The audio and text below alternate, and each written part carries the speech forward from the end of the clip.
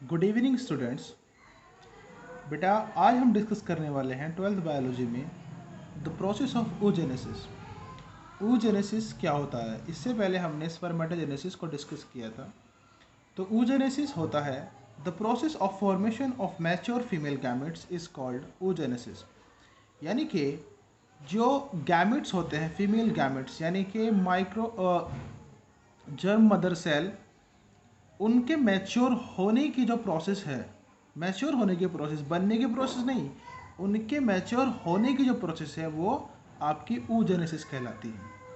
oogenesis को हमें पहले थोड़ा सा ये समझना होगा कि oogenesis के अंदर जो ओवा होता है, यानी कि फीमेल गैमेट्स, वो बनते नहीं हैं बल्कि वो मैच्योर होते हैं फीमेल की बॉडी में। यानी कि ये प्रोसेस इनके बनने का एम्ब्रियोनिक स्टेज में ही शुरू हो जाता है। यानी कि जब जो फीमेल होती है, जब वो अपनी एम्ब्रियोनिक स्टेज में होती है जन्म से पहले, तो जन्म से पहले जब वो एम्ब्रियोनिक स्टेज में होती है तभी से मिलियंस ऑफ oogonia, यानी कि गैमेट मदर सेल जो होती है, जीएमसी जिसे हम बोलते हैं, वो बनकर तैयार हो जाते हैं। यानी कि कई लाख गैमेट मदर सेल्स यानी कि oogonia वो तैयार रहती हैं। कब? जन्म के समय। जब कोई फीमेल जन्म लेती है तो वो मिलियंस ऑफ oogonia के साथ जन्म लेती है। उसके बाद में वो गैमेट्स बनते नहीं है बल्कि मैच्योर होते हैं by the process of ovulation.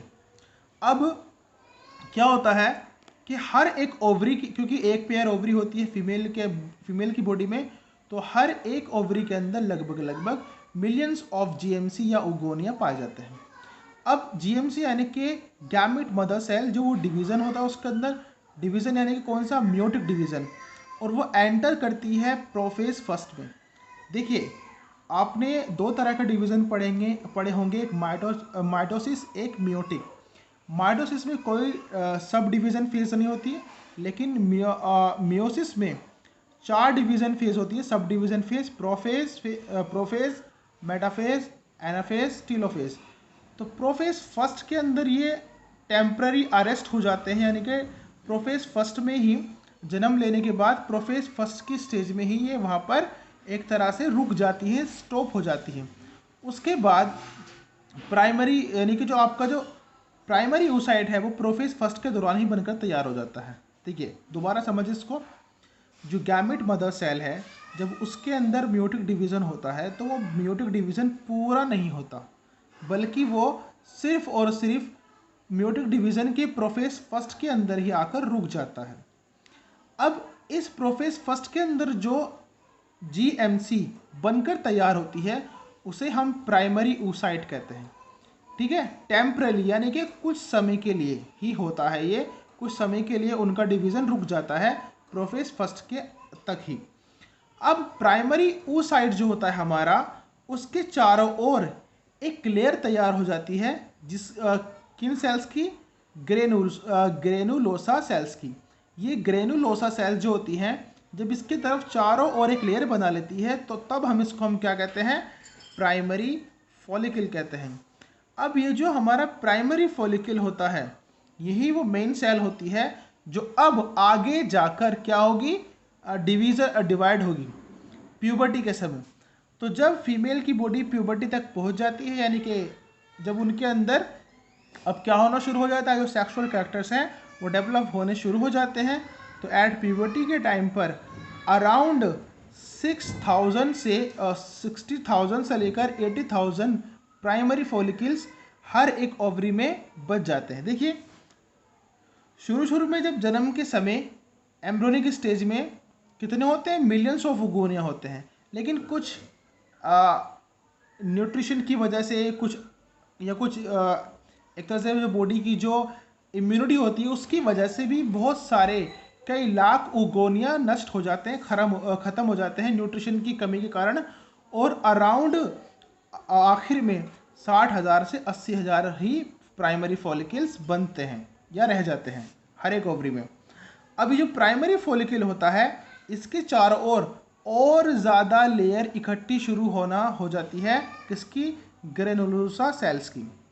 Primary follicles के चारों ओर और ज़्यादा ग्रेनुलोसा सेल्स लेयर के रूप में जमा होना शुरू हो जाती हैं, जिनको हम अब क्या कहेंगे, जिनको हम अब कहेंगे सेकेंडरी फॉलिकल। क्या कहेंगे हम? सेकेंडरी फॉलिकल कहेंगे। यानी कि प्राइमरी फॉलिकल के चारों ओर जब बहुत ज़्यादा और ग्रेनुलोसा सेल्स इकट्ठी हो जाती है लेयर के रूप में, तब हम इसको सेकेंडरी फॉलिकल कहेंगे। अब सेकेंडरी फॉलिकल वो काफ़ी टाइम के बाद ट्रांसफॉर्म हो जाता है किसके अंदर? टर्शरी फॉलिकल के अंदर। किसके अंदर? टर्शरी। सेकेंडरी ट्रांसफ़र हो गया टर्शरी में।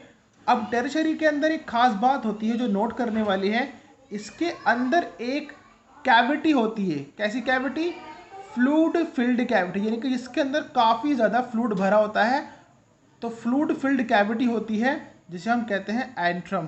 क्या बोलते हैं? जिसको हम एंट्रम बोलते हैं। ये वर्ड को याद रखना बहुत ज़्यादा इम्पोर्टेंट है कि टर्शरी फॉलिकल के अंदर जो कैविटी होती है, फ्लूइड फिल्ड कैविटी, जिसके अंदर फ्लूइड भरा होता है, दैट इज एंट्रम।